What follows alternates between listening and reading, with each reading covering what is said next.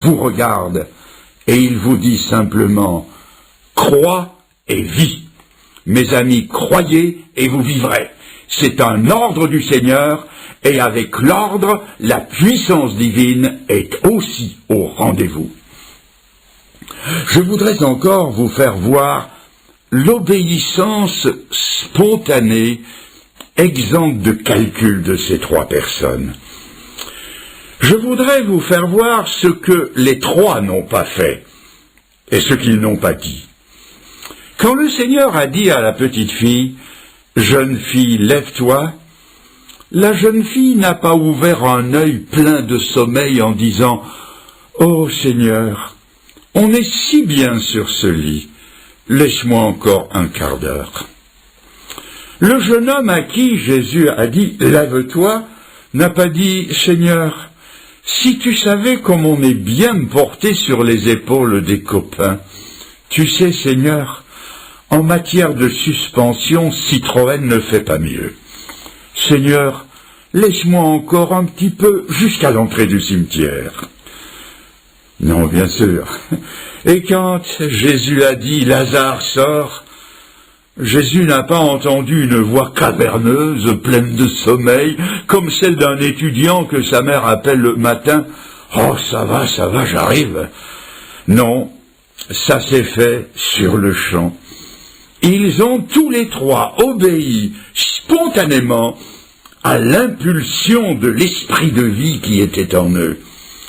Et je crois que c'est ce qui caractérise un nouveau converti, c'est la fraîcheur de la spontanéité. C'est la voix de Dieu au petit Samuel de l'Ancien Testament qui entend « Samuel, Samuel » et il répond « Qui es-tu, Seigneur ?» Ton serviteur écoute. C'est frais, c'est spontané. C'est Saul de Tarse, arrêté sur la route de Damas, qui dit spontanément « Seigneur, que veux-tu que je fasse ?» Ah, la fraîcheur d'une conversion, où l'on obéit sans calcul, où l'on se dépense à fond pour le Seigneur et sans compter. Je me souviens avec émotion des premiers jours, premières semaines de ma conversion. J'avais 20 ans, je m'étais converti des plaisirs mondains de l'époque qui m'entraînaient sûrement à la perdition, et j'étais tellement heureux. Et je n'étais pas seul à me convertir. Nous étions deux grands copains, deux amis d'enfance, nous avons trouvé le Seigneur en même temps. Et cela va de soi, nous n'étions pas très instruits des choses de Dieu, nous n'y connaissions rien. Nous avions trouvé le salut en allant dans une église, une assemblée évangélique à quelques 45 kilomètres de chez nous. C'est-à-dire que tous les dimanches, pour aller au culte, il nous fallait faire 90 kilomètres aller-retour. 37 kilomètres de train, 2 kilomètres de marche et 5 de tramway, multipliés par 2. Ce n'était pas la porte à côté, mais nous le faisions avec joie. Nous étions un peu comme ce fermier américain qui s'était converti dans son champ et qui conduisait tout le monde dans son champ pour qu'il se convertisse. On pensait que tout le monde devait venir dans cette église, cette assemblée, pour se convertir. On peut appeler ça des erreurs à la gloire de Dieu. On se disait, il faut que tous les copains à qui on parle du Seigneur, parce que je vous assure qu'on a témoigné partout, il faut qu'on les amène tous dans cette assemblée. Pour qu'ils entendent l'évangile, il faut qu'ils y viennent tous. Donc faire 90 kilomètres aller-retour, mais étant étudiants, lui et moi, nous avions tout juste assez d'argent de poche pour payer notre train. Comment alors payer le train des copains qui avaient encore moins de sous que nous? On s'est creusé les méninges pour savoir ce qu'on allait faire pour avoir des sous. Nous avons décidé de rassembler des blocs de marbre, de les polir, de les assembler, d'astiquer une trompette, de vendre le tout pour avoir des sous pour amener les copains à l'église. Vous souriez, c'était très frais, très spontané, des bêtises quoi, des bêtises à la gloire de Dieu. Je vous vois sourire, moi aussi. Bien sûr qu'il y avait derrière ces idées généreuses une dose massive de naïveté et d'ignorance. Et pourtant, cette spontanéité reste parmi les plus beaux souvenirs des premiers jours de ma conversion. On voulait plaire au Seigneur et le servir en toute simplicité, sans calcul égoïste. Mais je crains très fort que ce que depuis nous avons gagné en sagesse, nous l'avons perdu en fraîcheur et en spontanéité. J'ajoute pour terminer qu'il y a eu 3 résultats différents. Le jeune homme s'est assis et s'est mis à parler, la jeune fille s'est levée et Lazare est sorti du sépulcre. Voyez-vous, quand Jésus-Christ sauve des âmes, il ne les appelle pas toutes à la même chose. Certains, comme le jeune homme, viennent s'asseoir sur les bancs de nos lieux de culte, régulièrement, avec fidélité. Ils viennent en fait s'asseoir aux pieds du Seigneur. Et comme le jeune homme qui, en plus de s'asseoir, s'est mis à parler, ils viennent unir leur voix à nos voix pour louer le Seigneur dans le chant des cantiques et dans l'adoration. D'autres, comme la jeune fille, se lèvent pour prendre une part active aux charges et au ministère de l'Église locale. D'autres, comme Lazare, sortent. Ils sortent pour porter l'Évangile jusqu'aux extrémités du monde en qualité d'évangélistes, de missionnaires, de pasteurs. Chaque conversion produit des résultats différents. Je ne sais pas à quoi le Seigneur vous appelle. C'est une affaire qui se jouera entre vous et lui.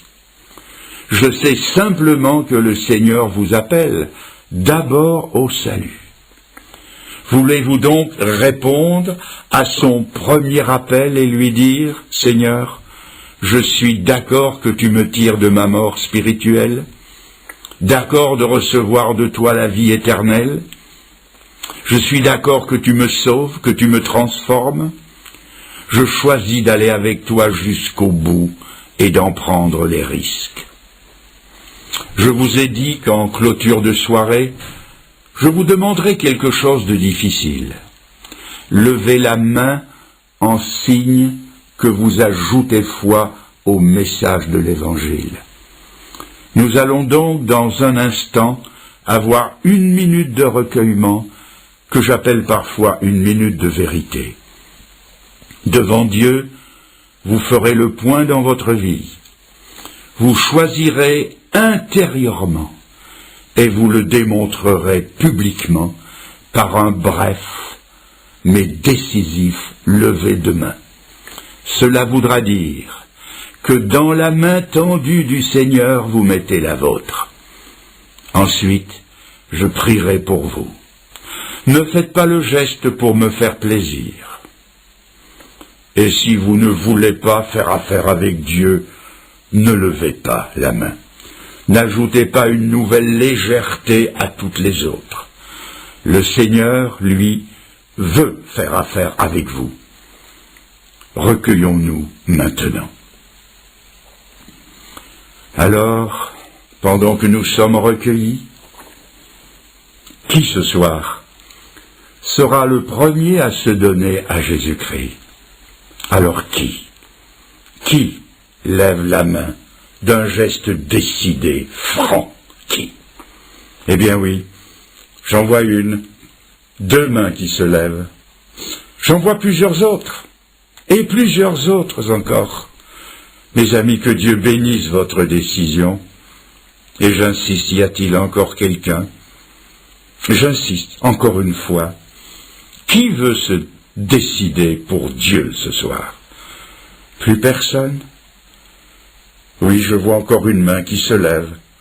Peut-être 2, dans le contre-jour créé par les projecteurs. Je ne vois pas bien, mais plusieurs se sont tournés vers le Seigneur. Nous restons recueillis. Et je prie pour vous. Seigneur, je te prie d'accueillir ceux qui se sont résolument tournés vers toi ce soir. Tu connais l'intensité de la lutte intérieure, celle de capituler devant toi et de s'abandonner à toi. Ils ont fait ce pas. Tu as promis que tu ne mettrais pas dehors celui qui viendrait à toi. Seigneur, assure-les de ton pardon. Mets en eux l'assurance de la vie éternelle. Donne-leur ton Saint-Esprit pour qu'ils puissent marcher en nouveauté de vie. Seigneur, intègre-les dans la communauté des croyants, dans ton Église universelle par le baptême du Saint-Esprit, et mets sur leur chemin d'authentiques croyants qui les aideront à grandir dans la foi et à marcher avec toi, des pères et des mères et des sœurs et des frères en Christ. Seigneur, tous ceux qui sont ici et qui t'appartiennent se joignent à moi dans cette prière pour les recommander tous à ta grâce. Amen, Seigneur. Amen. Et c'est ainsi que nous terminons notre dernière soirée. À la sortie, j'aurai sans doute l'occasion de serrer bien des mains. Je remercie les organisateurs de ces soirées, de l'accueil qui m'a été réservé à mon épouse et à moi. Merci pour les poignées de main, merci pour les encouragements, pour les sourires, pour les promesses de prière. Et notre prière, c'est que Dieu vous bénisse, qu'il bénisse votre ville, qu'il bénisse la France, et qu'il bénisse ainsi tous ses enfants. Que Dieu vous garde. Et peut-être pourrons-nous dire à une autre fois, à l'année prochaine, à dans 2 ans. Alors maintenant, définitivement, au revoir. Chapitre 20. Quand l'agitation est terminée, Paul réunit les disciples et les encourage. Ensuite, il leur dit adieu et prend la route de la Macédoine. Il traverse cette région et là, il encourage les croyants en leur parlant longuement. Puis il arrive en Grèce. Paul y reste 3 mois. Au moment de prendre le bateau pour la Syrie, il apprend que des Juifs veulent lui faire du mal. Alors, il décide de retourner par la Macédoine. Voici ceux qui l'accompagnent. Sopater, le fils de Pyrrhus, originaire de Bérée. Aristarque et Secondus, de Thessalonique. Gaius de Derbé et Timothée. Tychique et Trophime de la province d'Asie. Ce groupe est parti avant nous. Il nous attend à Troas. Et nous prenons le bateau au port de Philippe, après la fête des pains sans levain. 5 jours plus tard, nous retrouvons le groupe à Troas, et nous y restons 1 semaine. Le samedi soir, nous sommes réunis pour partager le pain. Paul prend la parole devant les frères et les sœurs chrétiens. Puisqu'il doit partir le jour suivant, il continue à parler jusqu'à minuit. Nous sommes réunis dans la pièce qui est en haut de la maison. Là, il y a beaucoup de lampes allumées. Un jeune homme, appelé Eutyche, est assis sur le bord de la fenêtre. Paul continue à parler longtemps. Eutyche s'endort profondément. Pris par le sommeil, il tombe du 3e étage, et quand on veut le relever, il est déjà mort. Alors Paul descend. Il se penche sur lui et le prend dans ses bras en disant : « Ne soyez pas inquiets, il est vivant. » Ensuite Paul remonte. Il partage le pain et mange. Il parle encore longtemps, jusqu'au lever du soleil, puis il s'en va. Après cela, on amène le garçon bien vivant et tous sont vraiment consolés. Nous partons les premiers en bateau pour aller à Assos. Et là, nous prendrons Paul avec nous. En effet, il avait décidé d'y aller par la route.